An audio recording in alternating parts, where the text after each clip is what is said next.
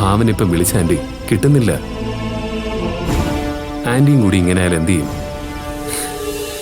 സഹിക്കാൻ പറ്റുന്നില്ല മോനെ.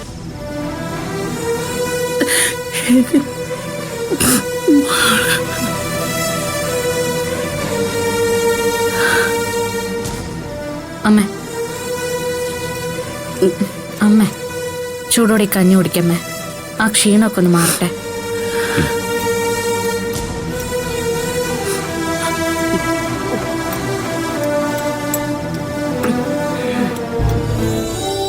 കഴിക്കമ്മേ.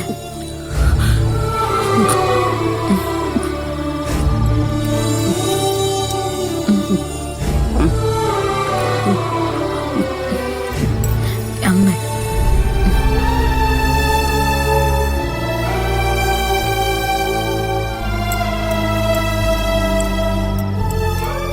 നിങ്ങളൊന്നും കഴിക്കുന്നില്ലേ?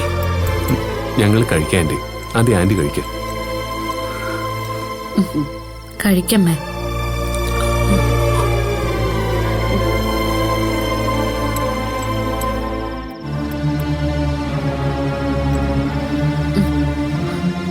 മോളെ പറ്റില്ലമ്മേ. ഈ കഞ്ഞി മുഴുവനും കുടിച്ചില്ലെങ്കിൽ ഹോസ്പിറ്റലിൽ കൊണ്ടുപോയി ഡ്രിപ്പ് ഇടേണ്ടി വരും. ഞാൻ വെറുതെ പറഞ്ഞതല്ല, അല്ലാതെ വേറെ വഴിയില്ലല്ലോ. ഡാ കുടിക്ക്. ഹോസ്പിറ്റലിൽ പോകാൻ അമ്മയ്ക്ക് താല്പര്യമില്ലല്ലോ, അപ്പൊ പിന്നെ കഞ്ഞി കുടിച്ചേ പറ്റൂ.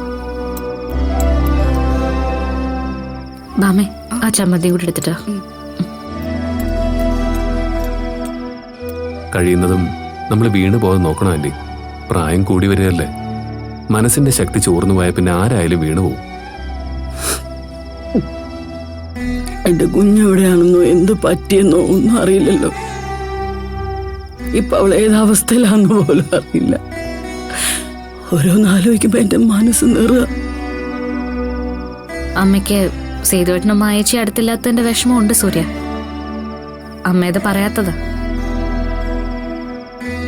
ബാനുവിനെ കാണുന്നില്ല എന്നുള്ള വിവരം അറിഞ്ഞിട്ടും അവനൊന്നും വരാൻ കൂട്ടാക്കിയില്ലല്ലോ. അമ്മയുടെ മുന്നിൽ വരാൻ പേടിച്ചിട്ടാ. ഒന്നും ആലോചിക്കാതെ സേതുവേട്ടൻ അങ്ങനെ ചെയ്തതിൽ കുറ്റബോധം ഉണ്ടാവും. ഇങ്ങനെയൊക്കെ സംഭവിക്കുന്ന കരുതിയില്ലല്ലോ. കഴിക്കേ ചേച്ചി. അരുന്ധതി ആ BP-യുടെ ടാബ്ലറ്റ് കൂടെ എടുത്തിട്ടോ. കഴിക്കമ്മേ.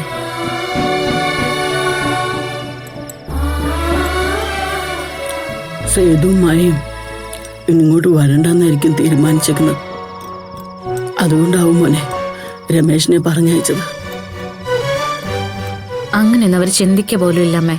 അമ്മ വിഷമിക്കാതിരിക്കെ, അവരിങ്ങ് വരും. പൊടിക്കമ്മേ, ഇതോടി കഴിക്കാം.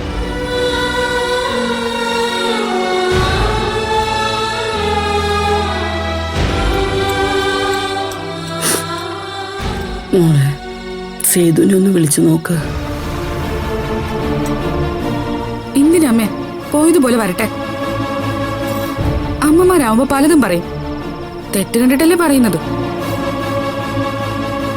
മാമേ വഴക്ക് പറഞ്ഞതും ഇപ്പൊ വിളിക്കാൻ പറഞ്ഞതും അമ്മയല്ലേ, പിന്നെ നിനക്കെന്താ? ഞാനാണ് ഇങ്ങനെ ആരോടും പറയാതെ കാശ് എടുത്തിരുന്നതെങ്കിലോ എന്നെ വെറുതെ വിടുമായിരുന്നു അമ്മ. ഈ സേതുവേട്ടൻ തന്നെ ആദ്യം പ്രശ്നം ഉണ്ടാക്കുമായിരുന്നു. വിട്ടുകള ഭാമ. സംഭവിച്ചു പോയതിനെ കുറിച്ച് പറഞ്ഞിട്ട് എന്താ കാര്യം? വെറുതെ ശത്രുത കൂട്ടാവുന്നല്ലേ ഉള്ളൂ. ഇതിന്റെ പേരിൽ തമ്മിൽ വഴക്കിട്ട് പിണങ്ങാനുള്ളതല്ല നിങ്ങളുടെയൊക്കെ ജീവിതം. സഹോദരങ്ങളില്ലാത്തതിന്റെ വേദന നന്നായിട്ട് അറിഞ്ഞവനാ ഞാൻ. നിങ്ങളുടെയൊക്കെ കുഞ്ഞു കുഞ്ഞു പ്രശ്നങ്ങളും സ്നേഹത്തോടെയുള്ള ചില നിമിഷങ്ങളും ഞാൻ എന്നും കൗതുകത്തോടെ മാത്രമേ കണ്ടിട്ടുള്ളൂ. അതുകൊണ്ട് എന്തും നഷ്ടപ്പെടുത്താനും വേണ്ടെന്ന് വെക്കാനും എളുപ്പമാണ്, തിരിച്ച് നേടിയെടുക്കാനാണ് പ്രയാസം. എനിക്കാരോട് വെറുപ്പൊന്നുമില്ല ഏട്ടാ, വിഷമം കൊണ്ട് പറഞ്ഞേ ഉള്ളൂ.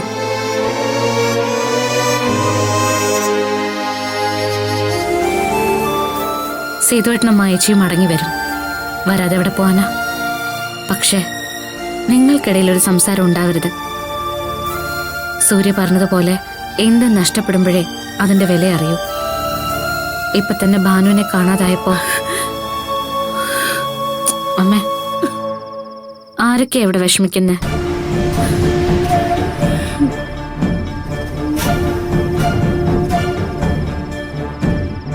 നമ്മൾ സഹോദരങ്ങള്, പിന്നെ സൂര്യ. വേറെ ആരെങ്കിലും നമ്മുടെ മനസ്സ് മനസ്സിലാക്കുന്നുണ്ടോ?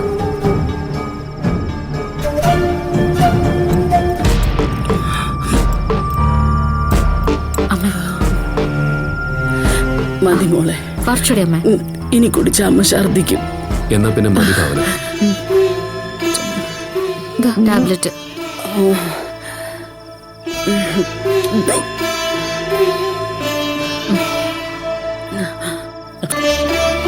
കുടിക്കമ്മ.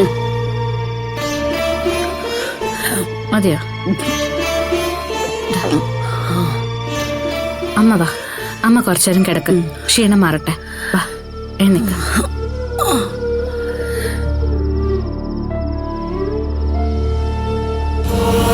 ഭാമേ, ആ ഏട്ടാ, കഴിഞ്ഞത് കഴിഞ്ഞു.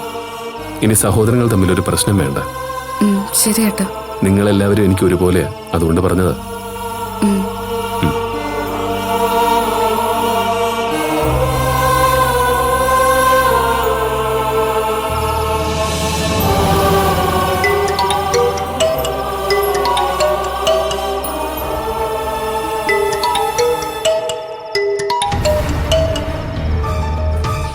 എന്താ അമ്മേ? സൂര്യ, നീ ഇപ്പൊ എവിടെയുണ്ട്? ഭാവനയുടെ വീട്ടില്. എന്തായി? ഭാനുവിനെ കുറിച്ച് എന്തെങ്കിലും വിവരം കിട്ടിയോ? ഭാനുവിന്റെ ഫോൺ ഓണായമ്മേ, അതിന് പിന്നാലെ ഭരത്ത് പോയിട്ടുണ്ട്. അവള് വല്ല കൂട്ടുകാരോടൊപ്പം കറങ്ങാൻ പോയതോ മറ്റോ ആയിരിക്കും. ഇപ്പൊ വീട്ടിൽ പറയാതെ പോകുന്നതാണല്ലോ ട്രെൻഡ്. ഇത് പറയാനാണോ അമ്മ ഇപ്പൊ വിളിച്ചത്? ഇതും പറയണമല്ലോ. ആ പിന്നെ മാനസ് വീണ്ടും വൊമിറ്റ് ചെയ്തു, തല ഇറങ്ങിയും വീണു. ഞങ്ങളിപ്പോ ഹോസ്പിറ്റലുണ്ട്. അവൾക്ക് എന്തെങ്കിലും ബുദ്ധിമുട്ടുണ്ടോ? ബുദ്ധിമുട്ടുള്ളത് കൊണ്ടാണല്ലോ കൊണ്ടുവന്നത്. പറ്റുമെങ്കിൽ നിങ്ങളൊന്നും ഇങ്ങോട്ട് വാ. എല്ലാരും കൂടെ അവിടെ തന്നെ ഇരുന്നാ ഭാനു വരില്ലല്ലോ. എന്താ സൂര്യ, മാനസിക്ക് വീണ്ടും വയ്യാതായോ? അതേ ഭാവന, അവളിപ്പോ ഹോസ്പിറ്റലില്. വരുമ്പോ എല്ലാം കൂടെ ഒരുമിച്ചല്ലേ വരൂ. ഞാൻ എന്തായാലും ഒന്ന് പോയിട്ട് വരാം. താൻ ഇവിടെ നിൽക്കാം. ഞാനും കൂടി വരാം സൂര്യ. വേണ്ട, എന്തെങ്കിലും ഉണ്ടെങ്കിൽ ഞാൻ വിളിക്കാം.